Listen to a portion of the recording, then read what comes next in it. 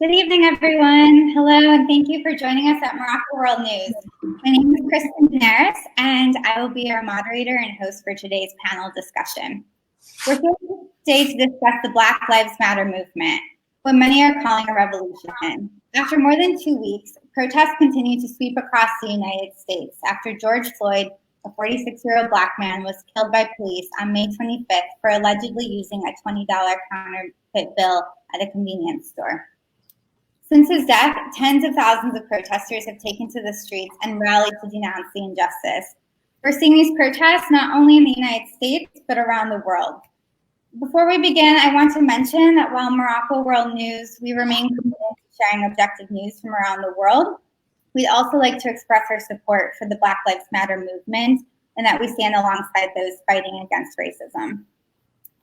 Opening up discussions like the one that we're having tonight will hopefully offer a deeper understanding of the history, objectives, and experiences that have led us to this point today. I'd like to get started by bringing in and introducing our three panelists for this evening.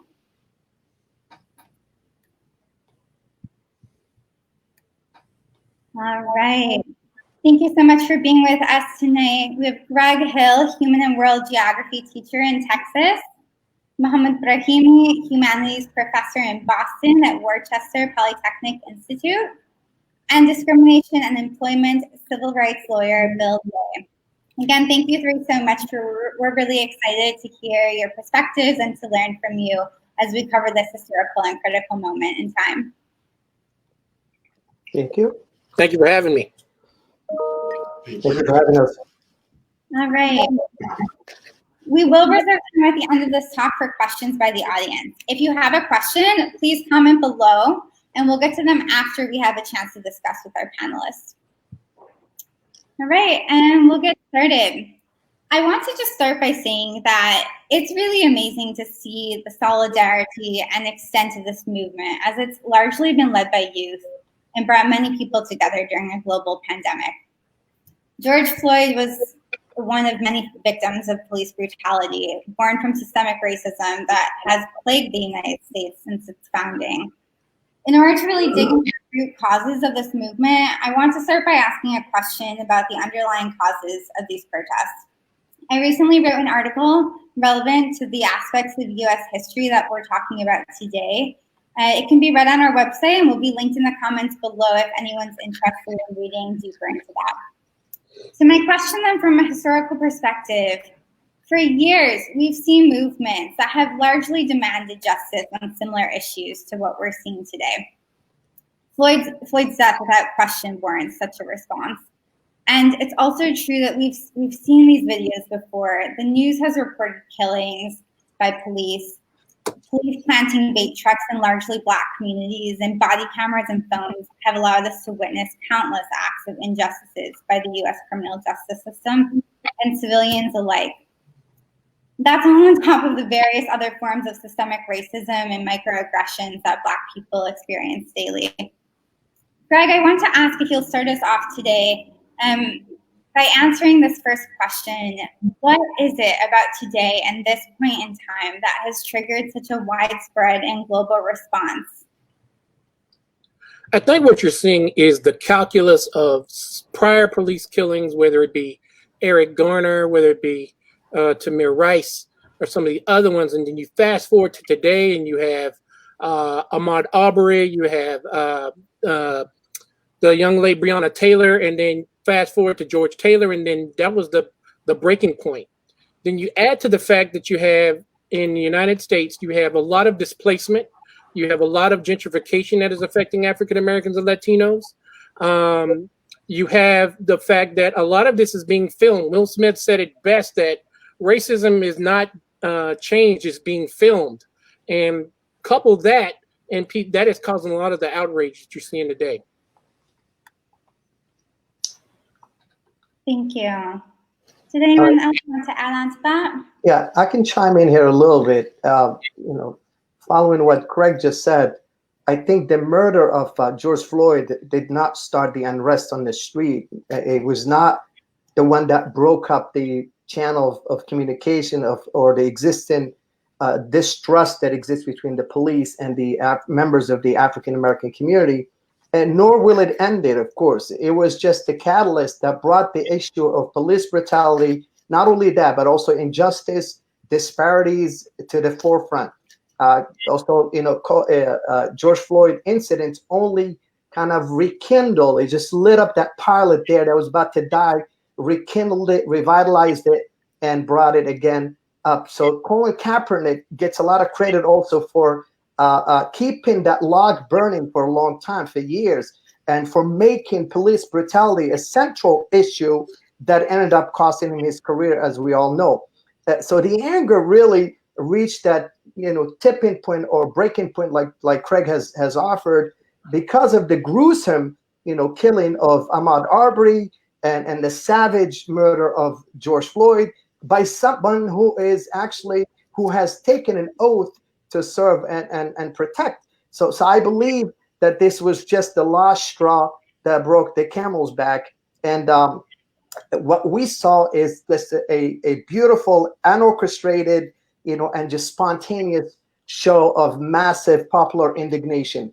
So the fact that we are living in very precarious economic times has also added and helped kind of stoke the fire a little bit, and made it very easy also to mobilize across all racial lines. The way I also see it in America is America has always done a very good job in branding itself as this land of opportunity. People all over the world or outside of the United States, whose understanding of America does not go beyond, the glitz, if you will, or the blinding, the blinding glitz of what American popular culture is. They're now starting to wonder about how is it even possible for egregious things like that to happen in America. So it's almost like having this next door neighbor, someone that you look up to, a beautiful person, beautiful kids, well-mannered, everything. It's someone that you admire, you want to emulate. Then one morning this news broke and you found out that this family was very much a dysfunctional family. They have a lot of problems, drinking, gambling, drug abuse problems. They were probably even running, a meth lab outside of their basements. So that's what people are finding out about America, people living outside the United States. But at the same time, they're wondering, how is it that Americans are letting this happen for so many years? Why is it that Americans are not doing something about it? My answer has always been that, in America, we have this very weak sense of community, and we're too much of an individualistic society, as oxymoronic as that may sound to you.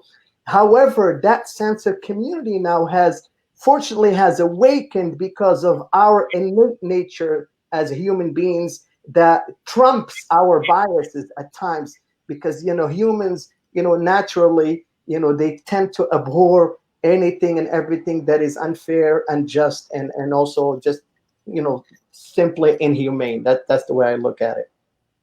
And Kristen, if I may, I'd like to add something from my perspective on how I think the events in America tie into global problems. But just since we're on Morocco World News, I'd like to say particularly to our friends in Morocco, أهلا وسهلا على إخواني وإخواتي في المغرب واللي مهم بنرم في بلادي وطن الحاج الزول في لاون ايت مديسما.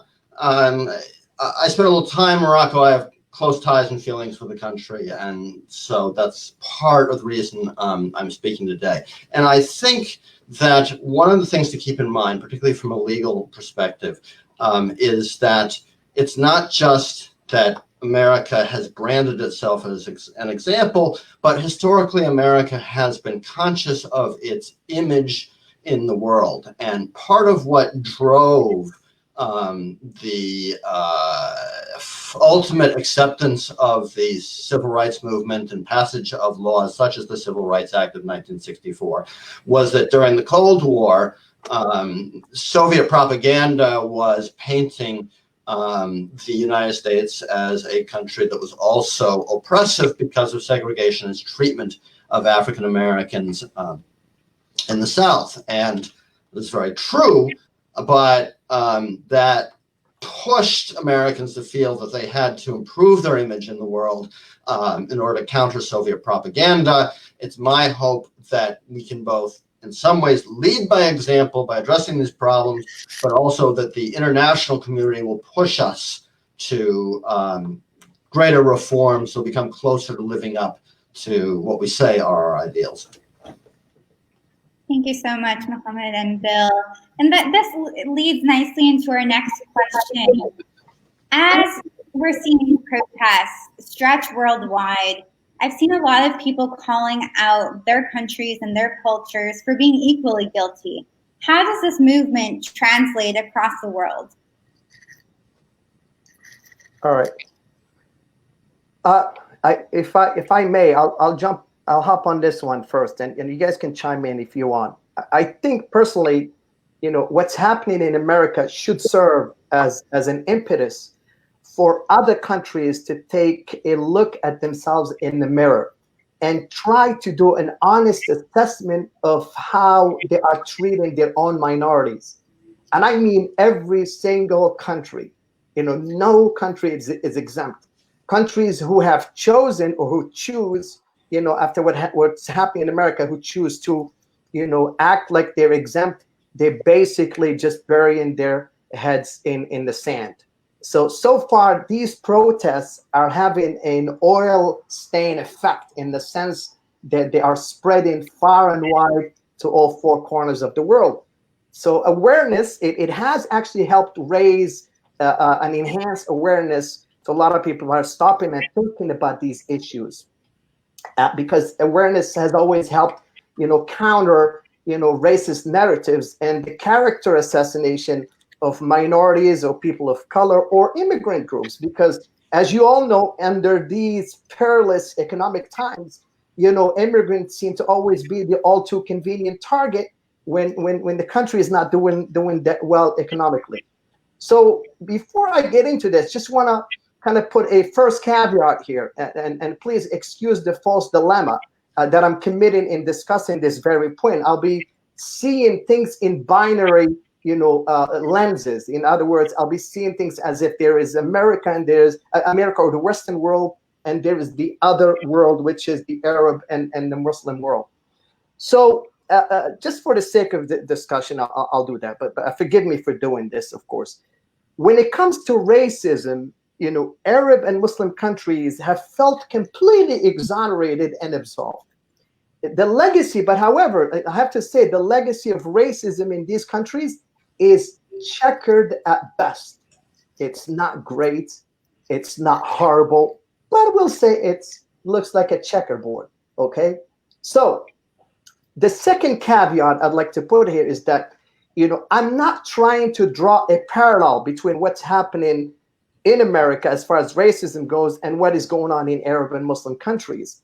America is still at that stage where it's trying to bury, its ugly past of the Jim Crow laws and all of these inhumane treatments of blacks and people of color. But, these countries, these Arab Muslim countries, have a long way to go to prove that they're actually living by the scriptures that people will often invoke to distance themselves from what's happening in the US now.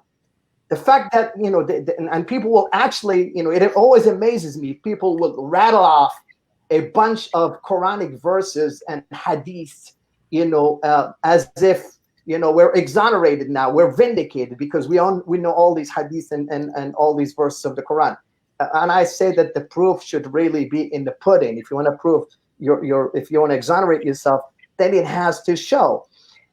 I know what I'm saying is really not very comfortable for a lot of people to hear, but the truth is that Morocco, even Morocco today, there is very little rebuke to racial slurs or derogatory terms that are used in describing people of sub-Saharan African countries.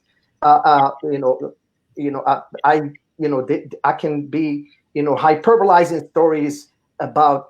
I can tell you about all the hyperbolizing stories about all of these sub-Saharan Africans and how they are being demonized. They are made up to be look like the thieves and the rapists that they are not. That's classical, hate speech. I've seen it myself as a person of color in America, as someone who's foreigner. So it's a classical textbook definition of how the local or the native deals with the other. So demonizing entire groups for the action of a few, like I said, it's a classical textbook definition. I am not saying that this is very rampant in Morocco or in other countries. But when disparaging, the other becomes acceptable as an art form, as a comedy show, for example, then it becomes a little worrisome. There's a lot of comedians who instead of being harshly reprimanded, for saying something derogatory about sub-Saharan Africans, they're actually given a platform. They're given airtime on a national TV that's sponsored by taxpayers, and that's really very unacceptable. There's also this sweeping, attitude, and again, I'm going to say it again. It's very uncomfortable even for me to say. There's a sweeping attitude amongst a lot of Arabs and Muslims and Moroccans against the idea of interracial marriages. These attitudes, they do violate the very essence of the moral code that we adhere to as Muslims. But rarely do we bring up these topics because it would feel like we're airing out our dirty laundry, and some things are best left untalked about. So yeah, racism is definitely the elephant in the room that no one is willing to talk about. And this is not just in North Africa; it's also in the Middle East. I can write a book about the ill treatment of people of Southeast Asians in the Gulf countries, and when you ask in Arab countries in the Gulf area, they're known for this harsh treatment. It's been documented.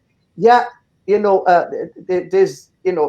have got to show more than just saying that we're Muslims and our religion, the Quran, and our religion abhors ill treatment of people of color. So, when it comes to racism, just to close, I think you got to do more. Just prove that you have the Quran.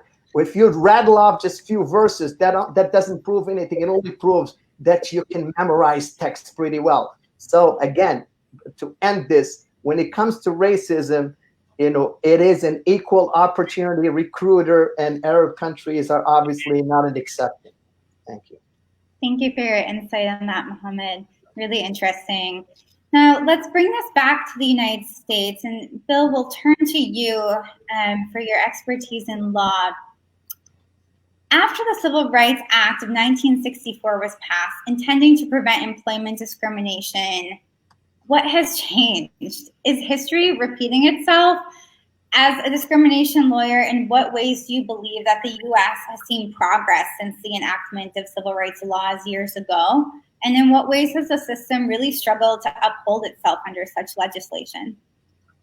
Well, thank you very much, Kristen. And I'm actually going to stray a little bit beyond the borders of your question. But in terms of history repeating itself, I think that we probably will have to go back to the 1870s and Reconstruction.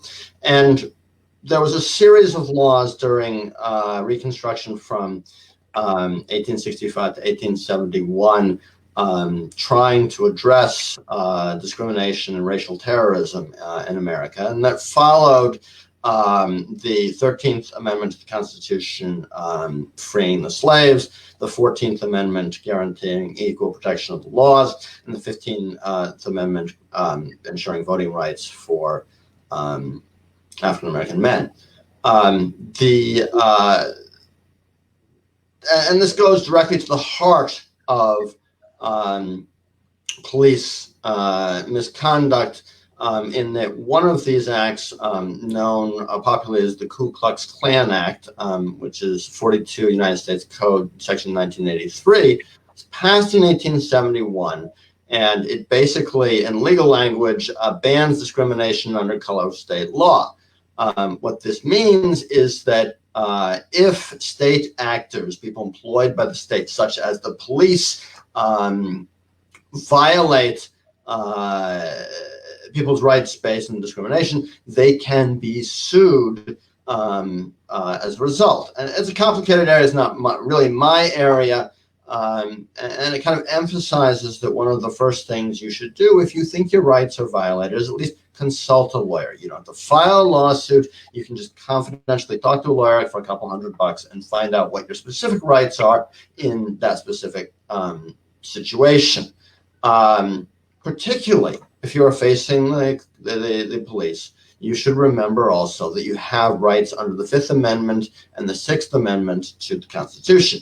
And particularly for those of us in America, we're very familiar with the rights that the police are required to read under the case of Miranda versus Arizona, known as the Miranda warnings, one of which is the right to remain silent.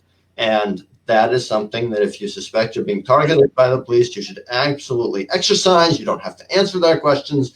And, nobody listens when the lawyers tell them to do that. Also, if you're being detained, you have a Sixth Amendment right to have a lawyer and not to say anything to the police until you have a lawyer. So if you're detained by the police, for heaven's sake, please just tell them, I want my lawyer and I'm not saying anything else until I have my lawyer. People never listen when lawyers tell them this. They're like, oh, I'm innocent. I have nothing to hide. I had someone who not only went to talk to the police, but he gave them his cell phone to inspect. The police, when they're targeting you, are not your friends. You don't have to talk to them. Don't talk to them until you have an attorney. Now, of course, you are required to obey a lawful order, although at the same time, much of what led up to the Civil Rights Act of 1964 was the peaceful civil disobedience of which Martin Luther King was a part. And people forget just how strategic Martin Luther King was. They have this cuddly notion from the I Have a Dream speech that he just loved everybody.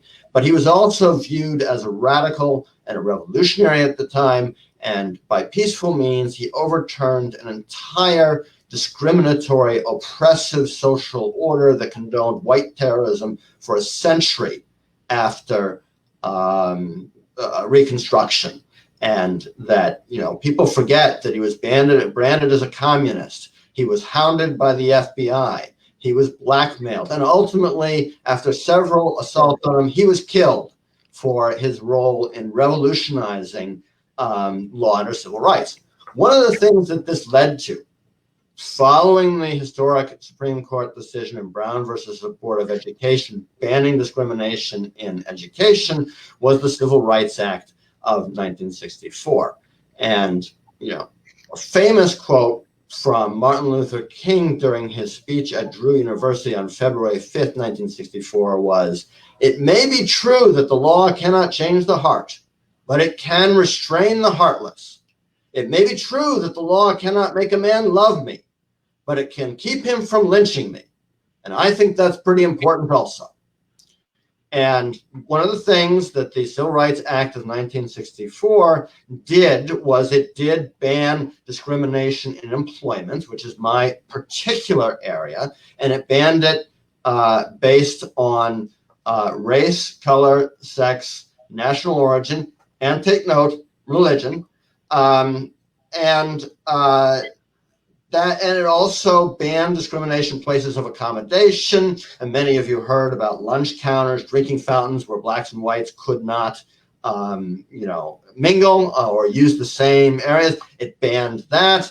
It had an effect on banning discrimination in education and federal contracting also. On the one hand, it was a landmark, historic, amazing piece of legislation, the first really substantial civil rights act, other than a Voting Rights Act in 1957, for 100 years. It took us 100 years of white terrorism, lynching, discrimination, Jim Crow, forcing African Americans into prison labor, something that's still a problem, before we even had the Civil Rights Act of 1964. And law enforcement has gradually shrunk since then, ironically, because there have been a series of additional laws that have tried to expand people's civil rights. The Civil Rights Act of 1964 was followed by the Voting Rights Act of 1965, which did away with a lot of Southern means, particularly of voter suppression.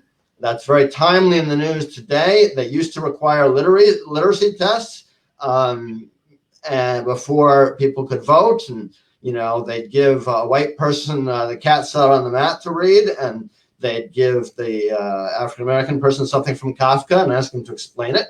And for a lot of people, this was a way of excluding them from voting. And now we are trying to enact voter ID laws for exactly the same reason.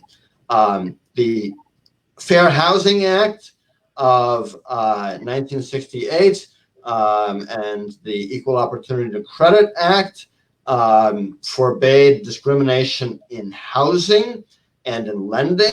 That's critical because residential segregation, which by the way was federal government policy for 100 years, it was not an accident, that housing discrimination remains a huge problem to this day, and it's related to things like access to school, access to loans, the value of your house, and I actually worked on that when I was in law school.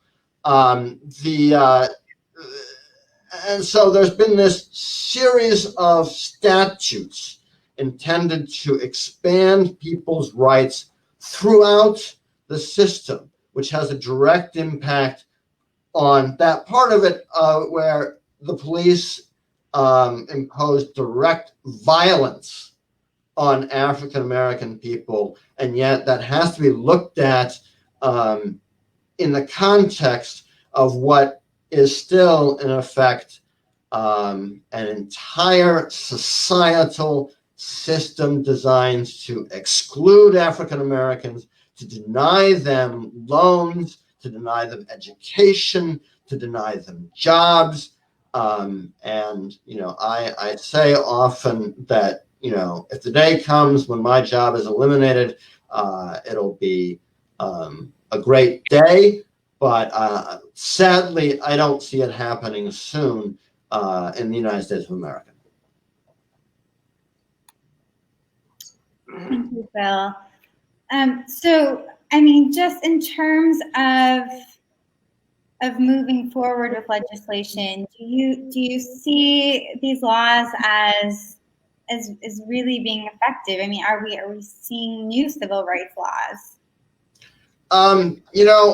It's like in an erratic way.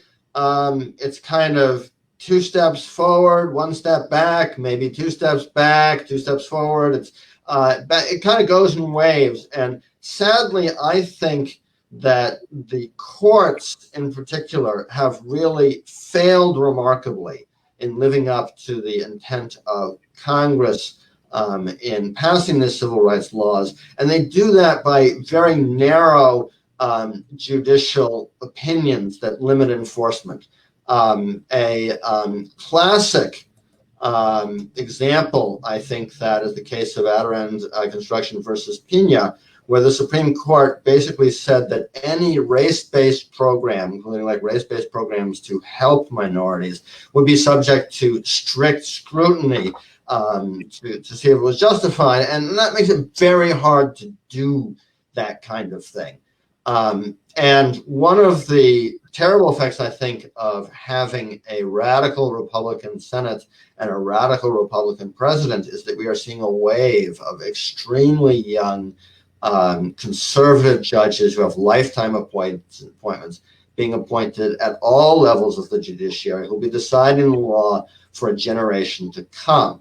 And people don't think about that. And, when people are thinking about the right to vote, which many people died for back in the 60s, so everyone could have that. As they say, it's a cliche, but elections do have consequences.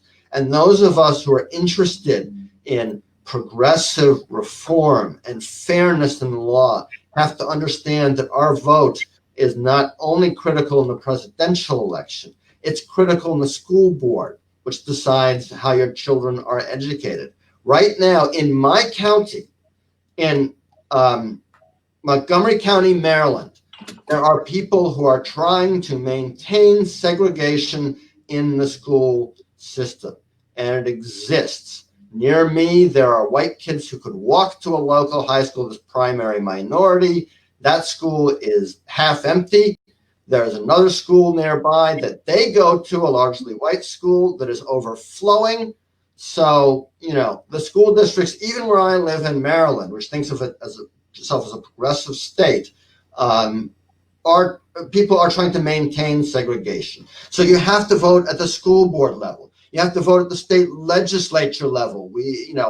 There are a whole level of legislatures that have passed discriminatory laws in the United States. You have to vote at the level of your congressman, the House of Representatives. You have to vote at the level of your Senate. And you should not just be voting. You should be out there in the streets, and not only in these kind of brave protests, but also, in the voting booth, out supporting candidates. And the last thing I'd like to say about that is, a couple of days ago, there was a great column in the New York Times by columnist Charles Blow, whom I very much admire. And it was entitled, "White Allies Don't Abandon Us." Because this is not just an African American or Black problem. This is an American societal problem. And what Blow was saying was, back in the 60s, when the civil rights movement was there and there were white people pitching in and going to Mississippi, part of what drove that was seeing things like Bull Connor blast little children with fire hoses and police dogs in Birmingham. The violence created a great deal of empathy on the part of white people. And then we passed the civil rights laws, and all of a sudden, African Americans were doing things like moving into their neighborhoods. And then the white people suddenly, when they had to pay a price and suffer a little pain, when those people who enjoyed privilege found that equality feels like oppression, they abandoned the civil rights movement. They were involved so long as there were dramatic instances of pain, but once they felt the pain, once they had to live up to equality, once they had to embrace the notion that everybody should have a fair chance, all of a sudden they were not too happy about it. And my fear at this moment for the Black Lives Matter movement, just as before, say, the Occupy Wall Street movement, is that the white community right now is shocked and horrified by images of police departments killing Black men spread nationally on video, and they're making moves, but that long term, I fear that once this kind of historic galvanizing moment has passed, that support will again evaporate, as it has time after time in American history. And that we, in the white community, in America at large, everyone must remember that this is a centuries-old struggle, is likely to be a struggle going through the next century, and we all must remain committed to racial justice, to justice for everyone, regardless of race, religion, color, and that this is addressing the core historic evil in American history. And we must not again suffer amnesia about this. We forget because we want to forget. We must make a renewed commitment to address it. Thank you, Kristen. Can I chime in? Sure. I just want to say that a couple of things that we need to add to this conversation on this particular matter is that a lot of people lose track of the fact that Nixon and his war on drugs really kickstarted this interaction between African Americans, Latinos, and the police. Okay. When African American and Latino community became a war zone. Ramp that up with Reagan's war on drugs, which basically took Nixon's war on drugs and multiplied it times 10. And then you have, with the current militarization of police, where they're getting this extra weaponry from our military. When they're trained, it's they're the bad guys, and you're 1 inch from your life. There is no empathy that is put in their training in the 6 weeks or however long they have for training. Also, too, we have to look at that segregation by design. A lot of African-American neighborhoods and a lot of our urban areas, they're designed to be that way by the U.S. government. Also, too, my third point I want to make is that I don't think that this is a different time. This is like 68, where you had a multiracial, multi-generational throwback against the injustices that are occurring against African Americans. And that's being led, if you watch the videos, if you watch the photos, it's being led by young people. They're young Latinos, they're young whites, they're young African Americans, they're young Asians all over the world, in Taiwan, in Germany, in Ecuador, everywhere, that are standing up for injustice. Excuse me. Kristen, could I add one more thing based on Greg's comments, which I think are absolutely right? Maybe a little controversial, but one thing to remember: when the Civil Rights Act of 1964 was signed by Lyndon Johnson, who, after all, was a white Southerner and part of the historically white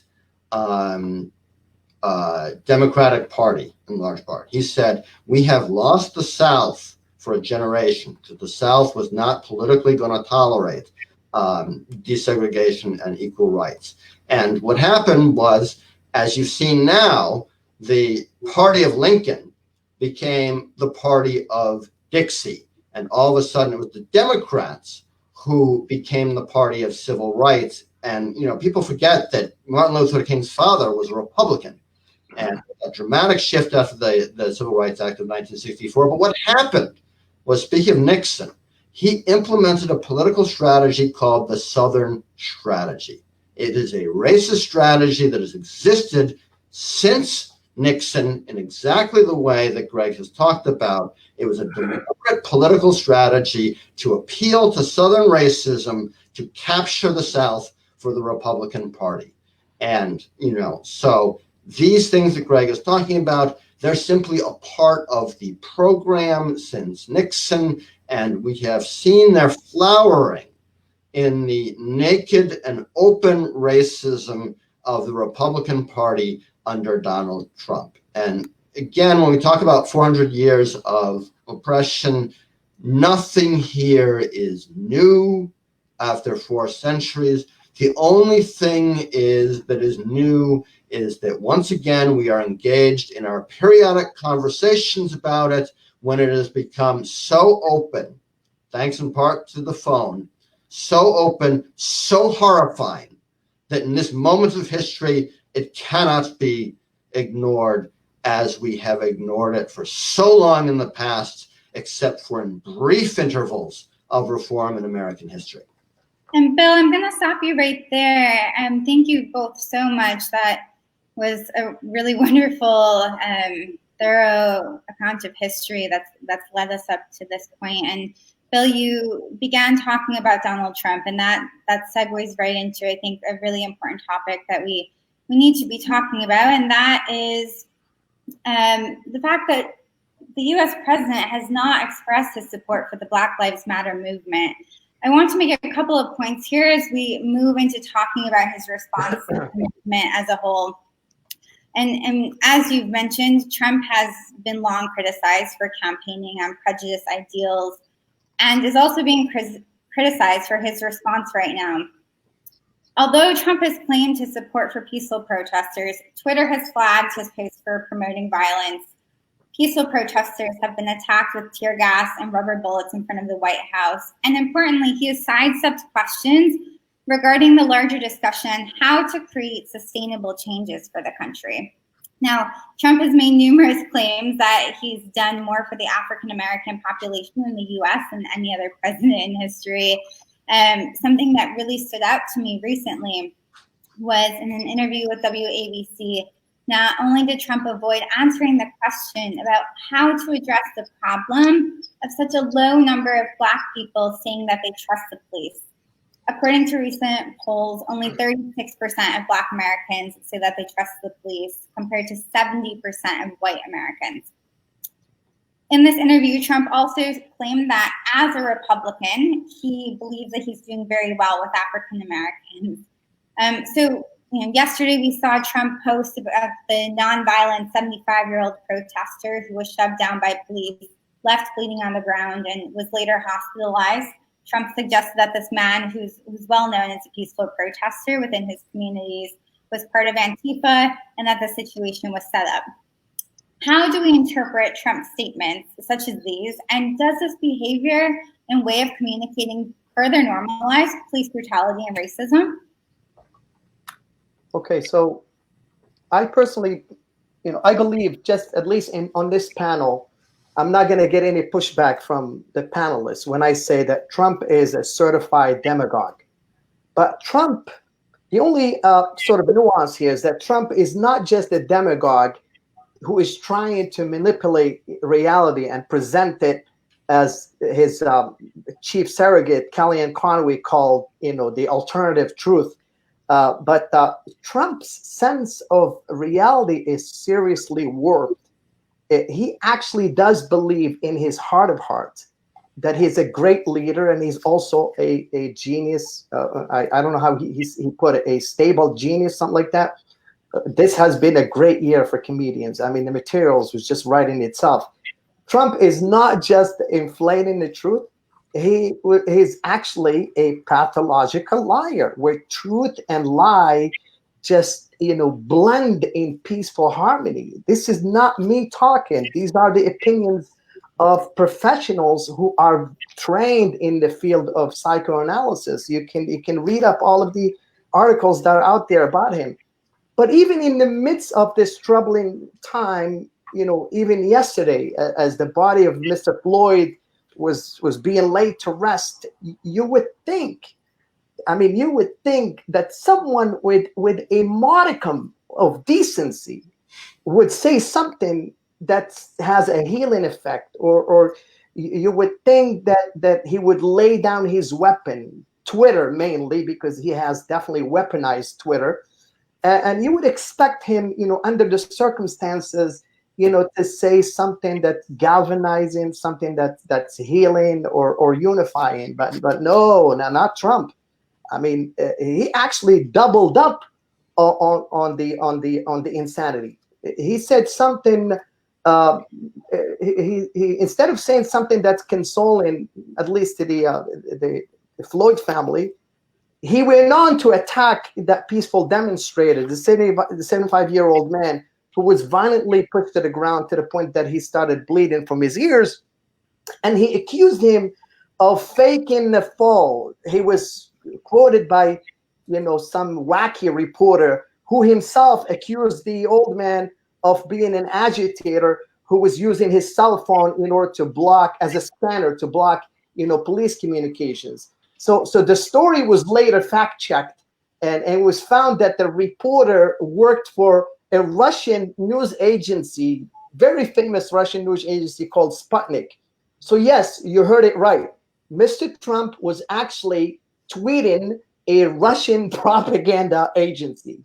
I mean, sometimes I'm at a loss of words even to talk about Trump. He was not happy about all the polls that has shown that his support is sliding drastically. So he went on and hired McLaughlin and Associates, to run a different poll. You see, to me, that's like, showing discontent with the evaluations that students are asked to do at the end of the course, and I'm not happy with them. So I'm decided to hire my mom to start filling up eval sheets about me. That's just nuts. It borders on it doesn't border on insane. It's actually insanity in the flesh. So the audacity of this man's pronouncements are just mind-boggling every day. And then he actually had the nerves also to say that George Floyd, when he was giving that speech about the fake numbers of the job market improving, he said, well, something or other. If George Floyd was looking down now, he will be happy about looking at these numbers. I mean, how infuriating is that? I mean, this is just beyond words. To say that communication is his is not his strongest point will be a gross understatement here. But then again, if I believed in mythology, and I believe that George's soul has transformed into a dove that flew away, I'm sure that dove will come back just to defecate on Trump as he was saying those ridiculous things, that day. So, finally, to kind of quote a famous political scientist, Hannah Arendt, in her book Crisis of the Republic, with this man, the fecundity of the unexpected kind of far exceeds the statement's prudence. So for anyone to expect Trump to actually say something that's soothing, that's healing, that is going to bring reconciliation in this time of division and fragmentation, I would say don't hold your breath. Just hope that there's somebody else that's gonna come and replace him, but do not hold his breath. He's not the man to expect that from him. There's a certain other angle which I found particularly terrifying, and it reminds me of the fact that when I complain about Donald Trump, some of my Arab friends from various Arab countries, with respect to their leaders, say, "Oh, now you know how we feel." What was particularly terrifying for me about Trump was the latest incident with the peaceful protesters at Lafayette Square in front of the White House, where, as Kristen mentioned, he brought in tear gas, arguably a violation of international law, rubber bullets, and even military helicopters from the National Guard, which were using a tactic designed for combat of bringing the helicopter low enough so the rotors were pushing down on the crowd. And it's Trump's attempt, number one, to violate the people's right to peaceably assemble for the redress of their grievances, which is guaranteed by the First Amendment of the Constitution. His blatant attempt to violate the Constitution through military force, number one, and two, to abuse civilian command of the military and put the military in the position of either violating their duty to obey the president or violating their higher duty to protect the Constitution. That's why, finally, I give great credit to former Marine Corps and Secretary of Defense Jim Mattis for coming out and publicly saying that these are not orders the military should obey, and that no member of the military should forget his first duty to serve and protect the Constitution, not obey orders of a president who is bringing in military force to suppress protest in the name of rights for Black people. All right, and I want to turn this over to Greg because we're talking about these protests, and as we discussed, protesters are marching not only for the justice in the aftermath of Floyd's murder and others who have lost their lives or been subject to law enforcement's racial biases. What we're seeing a lot of protesters do right now is ask themselves, ask their friends, their families, their communities, and politicians to really check themselves and move beyond claiming that they're not racist. People are asking for longer, tougher, and more thoughtful conversations. And so to move this from a more direct political standpoint to a sort of grassroots, on the ground, person to person, connective level, people are asking and hoping that ultimately this movement will lead to anti-racist behaviors, ways of thinking, living, and systems of justice. Where do these conversations begin? Well, first of all, a lot of people are too afraid to have these conversations. They want to be comfortable. Well, it wasn't comfortable for Tamir Rice. It wasn't comfortable for George Floyd. So the first thing people have to realize is they have to have the courage to ask the questions first. I hear a lot from my white friends, how can I not be racist, or how can I do better? What can I do? Well, first of all, step up to the plate and ask the question. And don't be afraid of the response. The response may not be what you want to hear. but we have to move to a growth mindset as a country, in the sense that we all have to grow, whether it be African Americans, Latinos, or Caucasians. And that is the only way that those conversations can be had. And so at the same time, those on the other end of the conversation, in my view, can't be adversarial 100% of the time. So when we come together and we have a conversation, whereas having a debate or having a berating, that's how we can move the calculus, we can move the needle forward in this country. And I'd just like to add to Greg's comment about uncomfortable conversations that, even though my kind of career such as this is dedicated to enforcing the anti-discrimination laws, I try as much as possible to be mindful that I need to approach these issues with humility and openness. And that just by virtue of who I am, as of all of us, I have my blind spots. And I have to recognize that, I'm like the ultimate privileged white person. It's not that I'm ashamed, but it is that I understand that I see the world through a lens that's different from other people. And I need to learn from those other people and respect those other people. And yeah, it's going to be painful. But if your reaction is simply to shut down the conversation when it comes a little too close to home, you cannot learn and grow, and we cannot do anything to reform the society. And, to my fellow white people, I'd say, look, it's not all about you. It's about our society. It's about our culture at large. So stop being so obsessed with how you might be being labeled.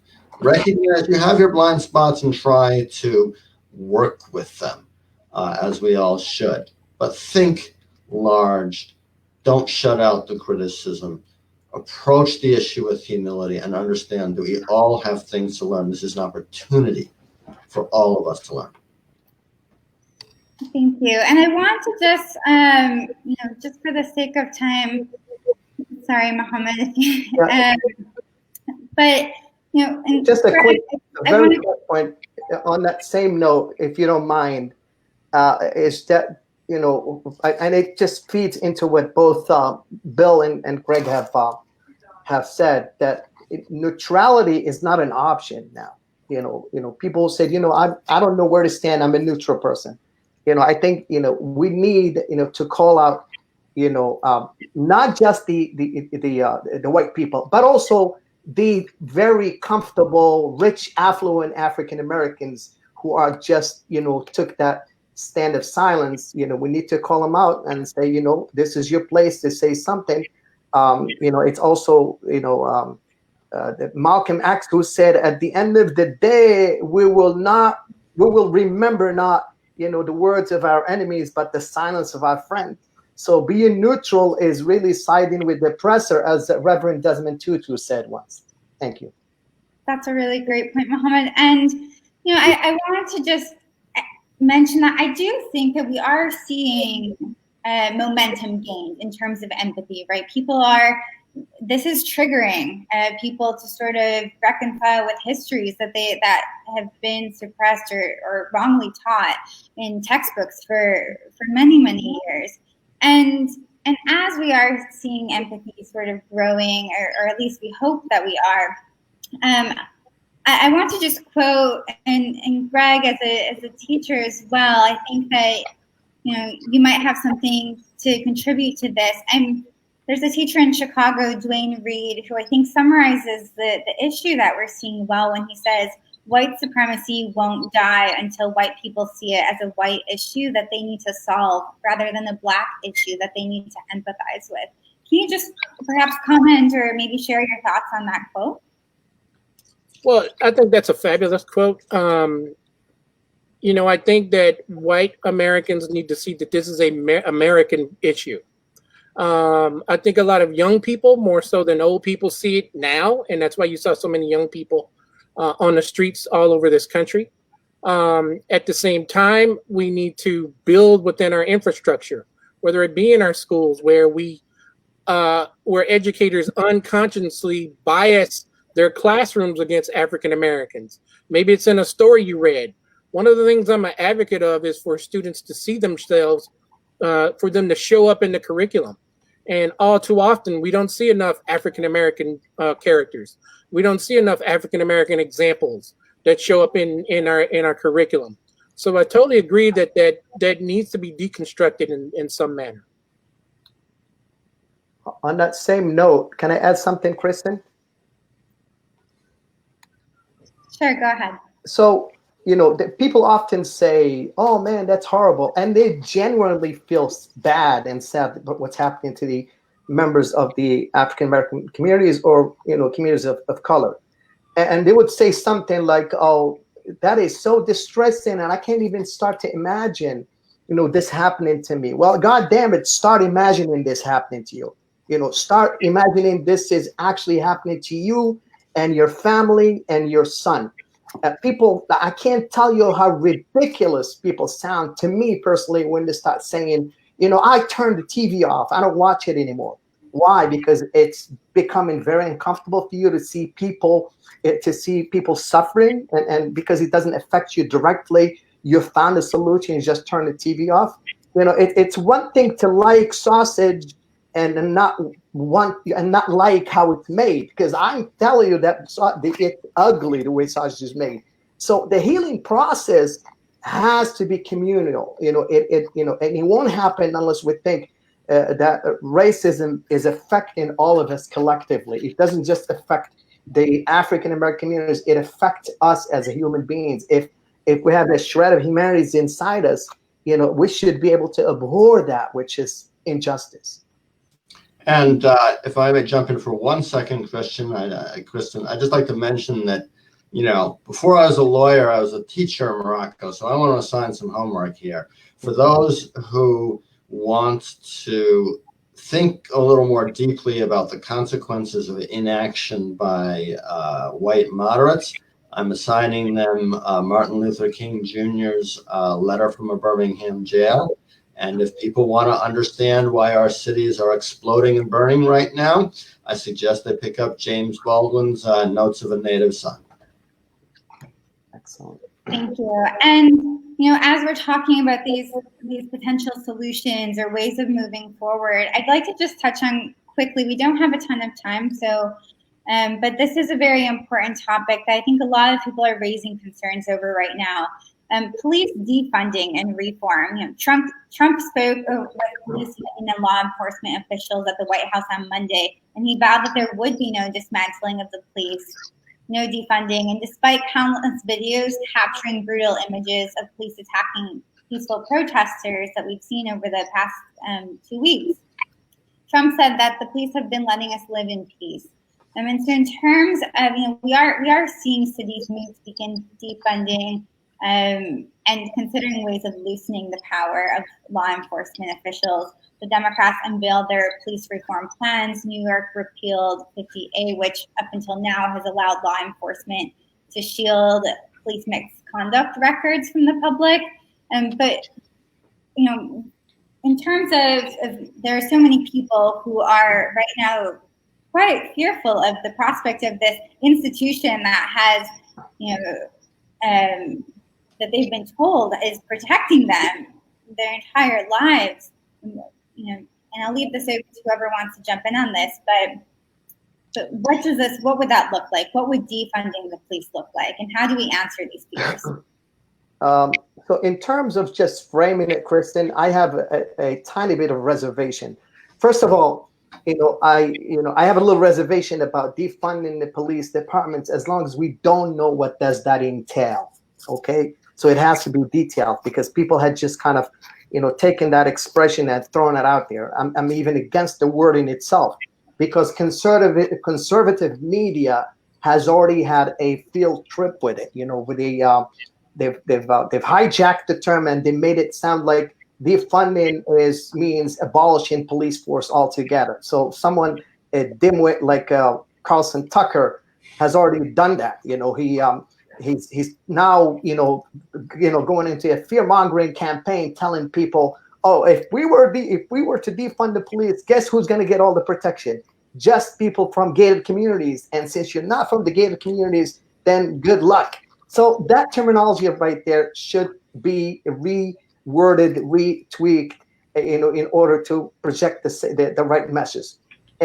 Some may very easily retort, that we've been defunding schools for years, and we should probably, kind of use that same model and apply it. The Boston Globe just put out an article yesterday, or on Monday, I should say, about the massive pink slips that have been doled out to teachers. So that's another defunding of. I'm sure education is not going to collapse with that. So you got to look at that. But before talking about defunding, this is a matter of prioritizing. I suggest that we should start by demilitarizing the police departments.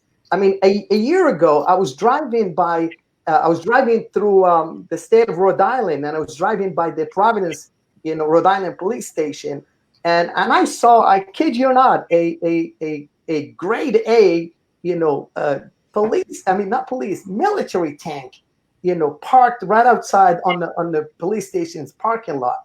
A couple of years ago, there was an incident where a group of Moroccan guys were paid a visit early in the morning by a SWAT team who were armed to the teeth, with militarist grade, weaponry, because some neighbor, dropped a dime on them and said that they're a group of terrorists or something like that. Why? Because they spoke Arabic. So on the same note, I'd like to say that, the Arabic has been weaponized also as, something that we should be scared of, very much like the color of the skin black has been, weaponized as something that we should be, scared of as well. So let's start with demilitarizing as a first step. Then we'll move on to, bigger things. I agree that the word defunding the police may be a misnomer, but it has worked. It has got the conversation going. It's got people moving. It's got people uncomfortable. But what defunding the police means is not abolishing the police. It means taking some of those roles that they've normally done, such as checking on mental health issues, checking, for example, here in Dallas, they have to go out and catch dogs, stray dogs. Why do cops have to do that? We should have enough animal control services to do that.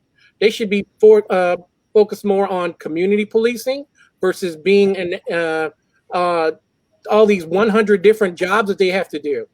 At the same time, we need to take some of that money that we use to buy this weaponry from the U.S. military and put it in mental health services across cities. We need to put it in our schools and put it in to helping domestic violence issues.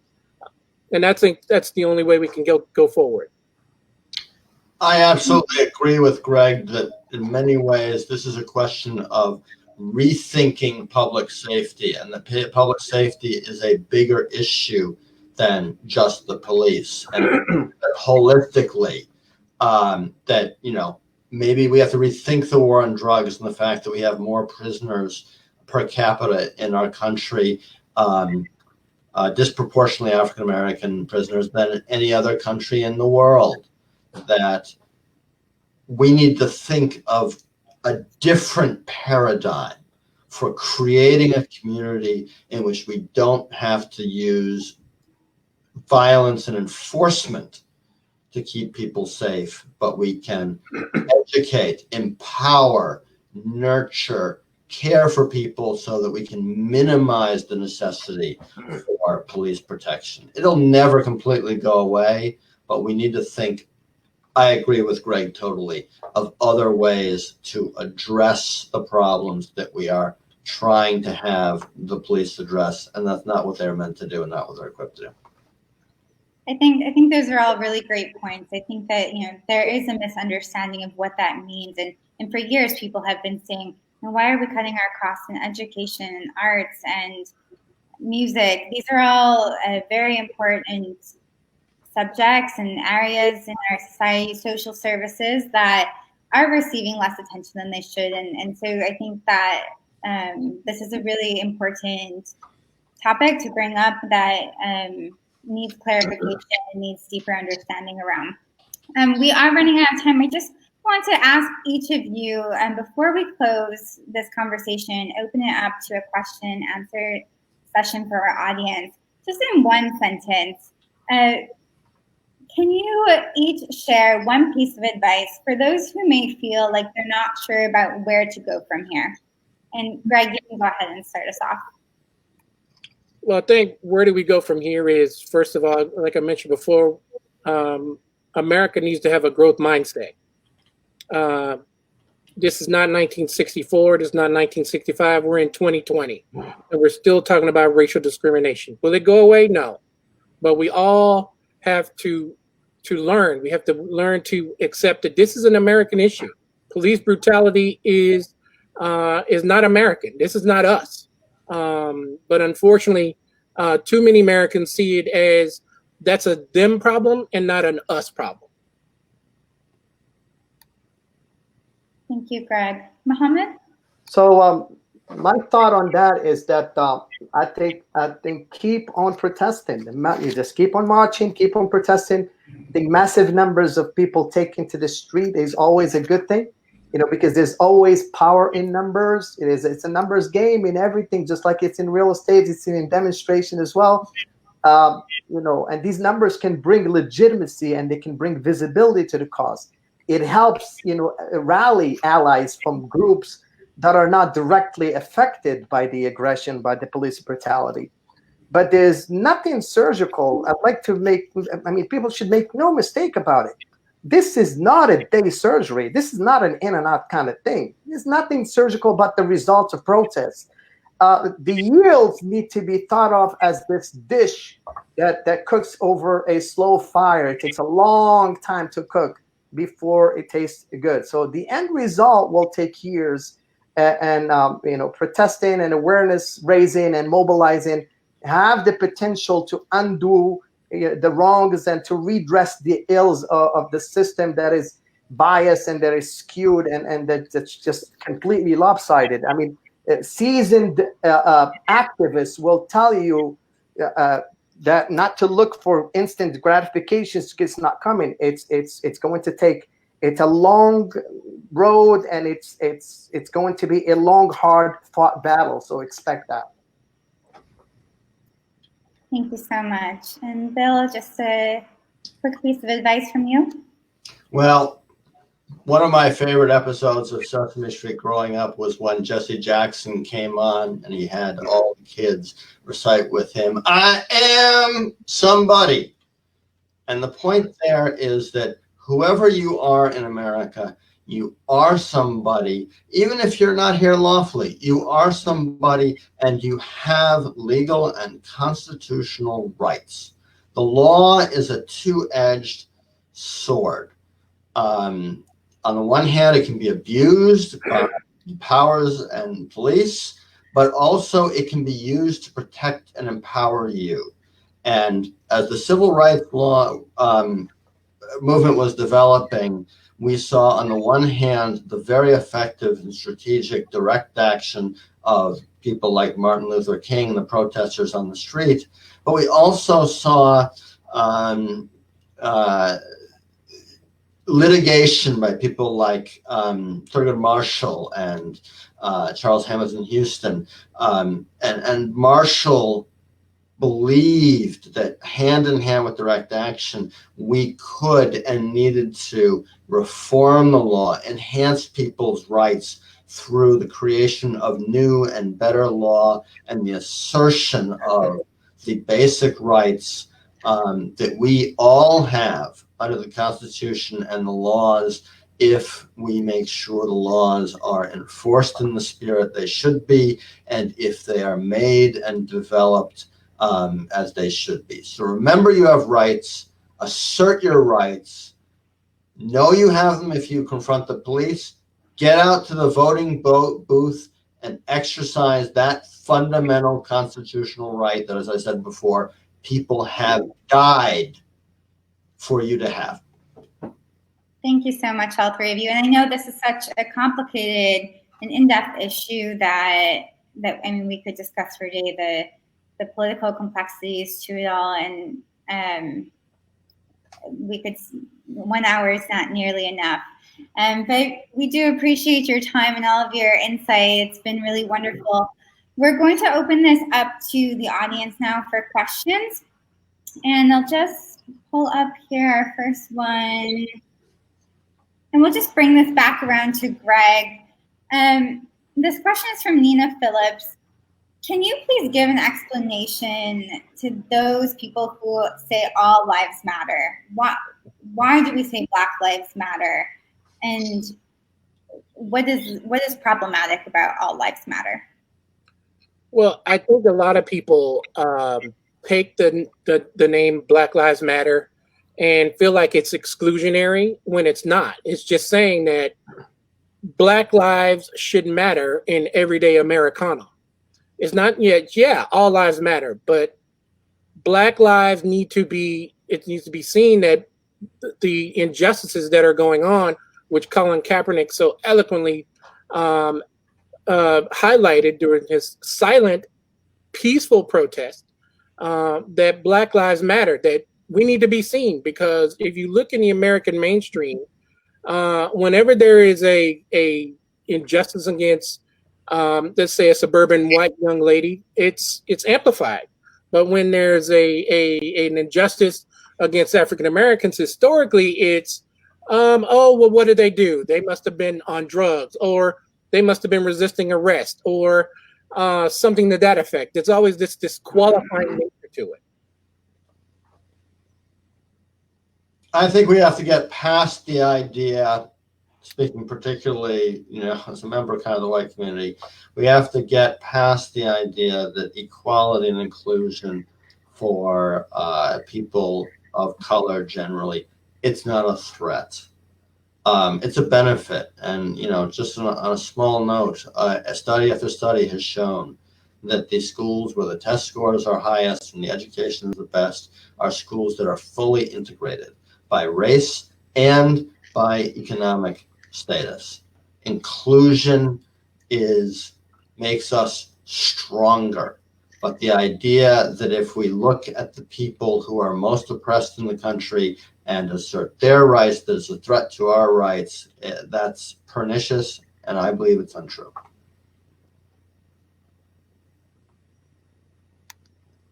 Thank you very much. And just a reminder, if you do have a question, go ahead and comment that below, and we'll try to respond to as many as we can before our time's up this evening. I have another question here from Ali Ben Saba.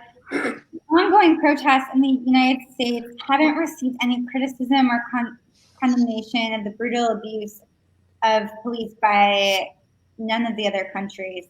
Why is that, and how can the United States save its face now?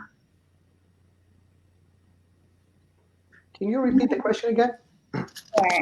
So, the ongoing protests in the United States, Ali is saying that the protest, I believe it's what this means, that the international community hasn't responded in a way that is really condemning the police brutality here. And how can the United States save its face? That's a very good question. I say it's very good because it's so ironic. I was just thinking about this the other day. When the tables are turned, and when it's not a Western country is dealing with the protest in a harsh manner, you see a country like France or Germany or the U.S. Condemning the way protesters are being handled. But all of these countries, namely, what I call subordinate countries, without even apologizing for it. They have not said a word. They remain tight-lipped, as if there is a backlash or there's repercussions for saying something. I mean, the way protesters have been handled in the U.S., it's horrifying. I mean, you would think this should never happen in America, because I'll tell you something. As a newcomer in the United States, there's one thing that sold me on the dream, to put it mildly, and that is the level of accountability that I saw in American life. I mean, I saw that if you are accountable, if you did something, you're definitely held accountable for it. And I see that receding, day after day. But in the last couple of years, I believe, starting 2016, the recession has, that line of accountability receding has gone way too far. But the other countries, subordinate countries, they still don't have, don't muster, I should say, the courage, to stand up and say something. Namely because they're afraid that their criticism will open the gates of fire on them, or they just it will just expose their duplicity. If they were to say this is not how things should go, that's duplicitous right there, because far worse than that goes on in their own countries. And I'd just like to add, in terms of lack of accountability, one small example of that is that the Civil Rights Division of the Department of Justice, which incidentally is charged with prosecuting misconduct by the police, both civilly and criminally, and which you can complain to, has basically been told not to do anything under this current administration. They are basically inactive. And so the police are not being held accountable now by the federal government. The other thing is, in terms of the global scale, I wish that America would clean up its own house, talk less, be a little more humble, and act to solve its own problems. And if we can solve our problems, we can lead by example in the world. We can lead by example. We don't have to try to lead by force, which is disastrous for everybody. So I'd say talk less, do more.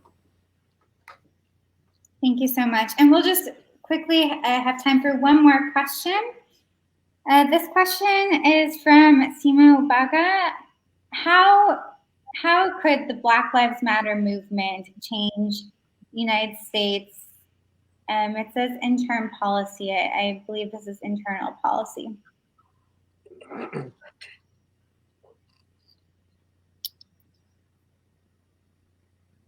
Well, again, I would reiterate that historically, the push for civil rights has been on two fronts.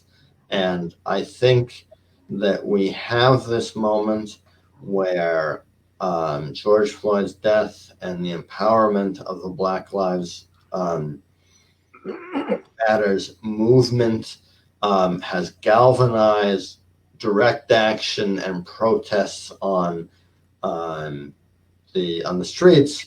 And I just hope that we can seize this moment, and it may be in the reform of public safety or the defunding the police. We see some of those policy actions being translated into governmental acts. And so I hope that ultimately we can seize this moment to also see some real changes in the legal and social structure of the country that underlies discrimination in every area and enables and is enforced by violence and segregation of Black people.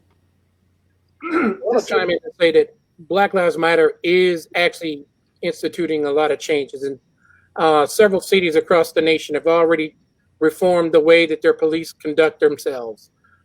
From Minneapolis, today the police chief of Minneapolis came out in his news conference and said they're going to reform how they evaluate their police officers.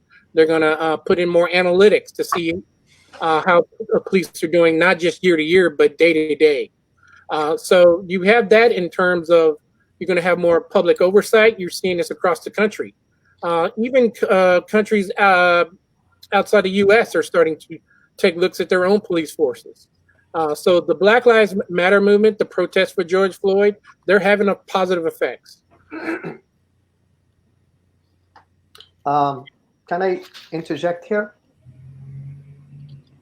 I completely agree with both Craig and Bill, but also at the same time, I'm just not as optimistic as Greg is. there's a friend of mine who asked me recently, I think it was yesterday, where is the Supreme Court in all of that?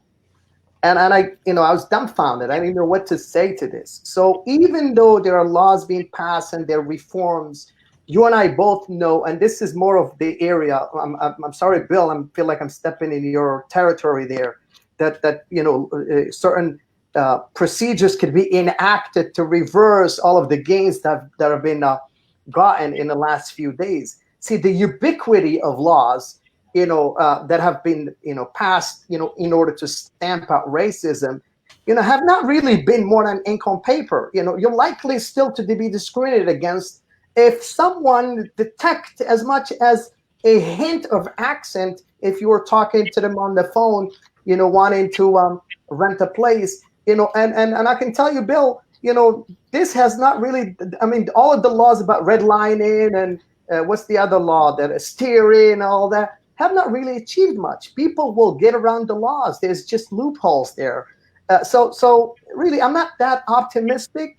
But there's got to be more. There's got to be something that has a coercive, power that can, put things into place, and has that, when you put things in place in a permanent fashion where it cannot be reversed. So the fact that there are punitive laws against all form of discrimination there, and the fact that they're passing new laws and there's new gains, does not mean that all is well in the neighborhood. No.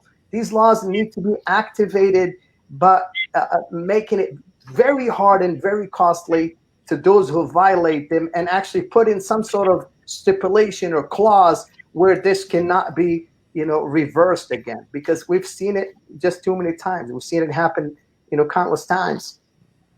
Well, Hamid, I want to agree with you. Yeah.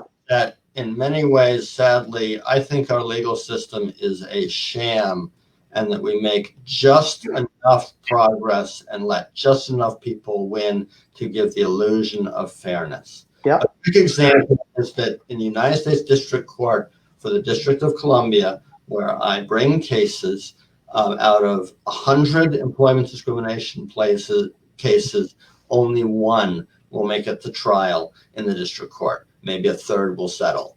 If anyone thinks that there is only 1 out of 100 cases of employment discrimination that should be tried in court, I think the daily events of the street show that is completely untrue. And not only does this system deny justice to people, denying people the right to a trial also means that we don't develop law in positive ways. So I just try to achieve justice the best I can, a good result the best I can, for one person at a time.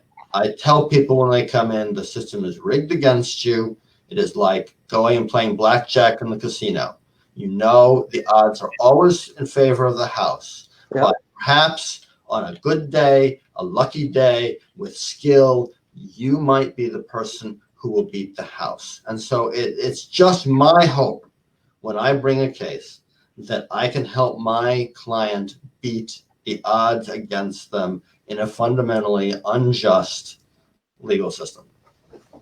Thank you. And we're a little bit over time. I'm so sorry. We do want to just there is one final question that was sent through, and I know we said this last one was the last, but this question is from Safa Kasrui, and I think it's a question that a lot of people are asking. So it's directed to Mohammed. If you could just answer this, and this will be the last one. Do you believe that the crisis now in the United States would cause a shift against Trump's candidacy to the presidential election? So let me answer it this way. I do not like to make predictions about political outcomes, mainly because political situation in the U.S. is very, unpredictable by its nature. Looking at all the indicators, you would think that this showdown between, you would think that all that's going on here in this country would lead to a Trump just not being the winner of the next elections. You would even think if this showdown or this election would come down between not Biden and Trump. Let me exaggerate here. Let's say it's between Krusty the Clown and Trump. You would say this is definitely going to be a landslide victory for Krusty, given all the garbage that's been going on and that's been happening. But we were so wrong 4 years ago. That's what we thought. I mean, Trump did everything wrong, and still he won. So Americans have shown that they sometimes, vote against their self-interest. I mean, there's abundant evidence of that. People do vote against their self-interest. The battle is now decided by who has the most money, and the battle also, and that's something that was explained to me by my son, who's a programmer and knows a lot about how things work on Facebook and social media and the world of advertising and all of that. It says, Dad, it's going to be decided finally by the SEO, the search engine optimization. He says, whoever can dump a lot of money in Facebook ads is the one who's going to win it. And Mark Zuckerberg has already came on and said, listen, it's not my job to fact check anything. You pay me the money and I'll run any ad that you want. So it's hardly a battle of issues at the end of the day. It's a battle of algorithm. That's what it's going to come down to. It's going to come down to the best algorithm, the most fine-tuned algorithm that's going to win this election. So let's say that I would not bat an eyelash if Trump wins it again, as scary as that sounds.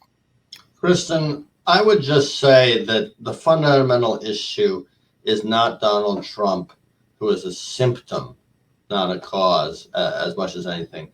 I think the question is about the America and the system that gave us Donald Trump, and that we have to think more deeply than just who is going to be the president. We have to engage in some introspection into why did we arrive at this place, and how do we address our larger problem, of which Trump is just a symptom.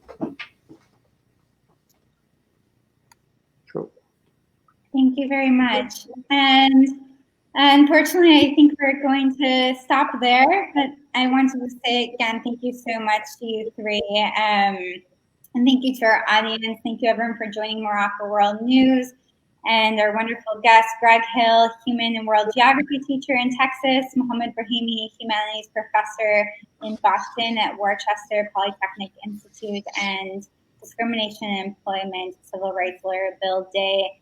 Thank you so much for sharing as we discuss the Black Lives Matter movement in the United States as its 401-year-old crisis. Have a great night. Thank you. Thank you. Thank you. شكرا. تنميرت. شكرا. مع السلامة. مع السلامة.